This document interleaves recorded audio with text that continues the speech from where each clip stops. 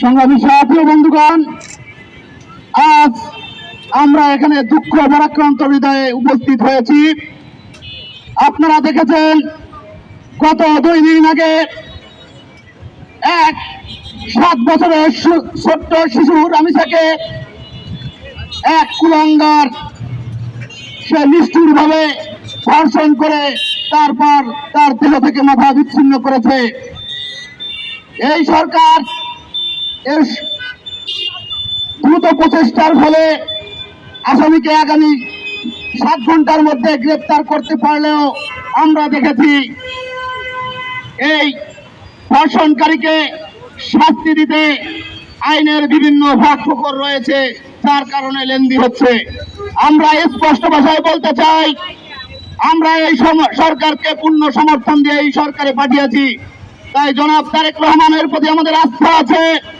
আমরা চাই জনাব তারেক রহমান, আপনার সরকার প্রয়োজনে সংসদে আইন উত্থাপন করে আইন সংশোধন করে এই কুরবানির আগেই এই নরপশুকে কুরবানি করার মধ্য দিয়ে আপনার দৃষ্টান্ত স্থাপন করতে হবে, যাতে পরবর্তীতে কেউ এই ধরনের ধর্ষণের দুঃসাহস না দেখায়। তাকে প্রয়োজনে এমন আইন বাস্তবায়ন করে প্রকাশ্যে এনে ফাঁসির অথবা দেখা যাচ্ছে গুলি করে হত্যার বিধান চালু করতে হবে, যাতে পরবর্তী সময়ে এরকম কোন রামিসাকে আমরা না হারাতে হয়, কোন মায়ের বুক, কোন বাবার কোল খালি না হয়। আজ আমার বোন, আমার বাচ্চা এই স্বাধীন বাংলাদেশে সুষ্ঠুভাবে নিরাপদভাবে জীবন যাপন করবে, রাস্তাঘাটে চলাফেরা করবে, এটাই আমাদের ন্যায্য অধিকার আদায়ের জন্য দীর্ঘ লড়াই সংগ্রাম ছিল।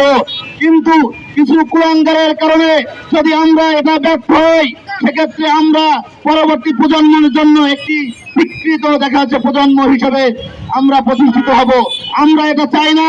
আমরা চাই সেই ব্রিটিশ যে আইন করে গিয়েছিল, এই ব্রিটিশ আইন ছিল ধর্ষকের পক্ষে এবং নির্যাতিতর বিপক্ষে।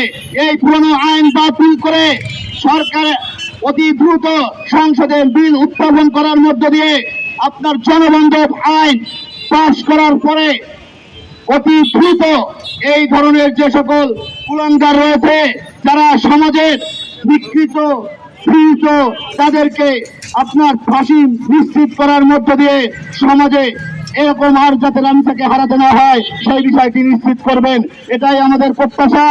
আমরা চাই এই রামিসা যে হত্যাকাণ্ড এবং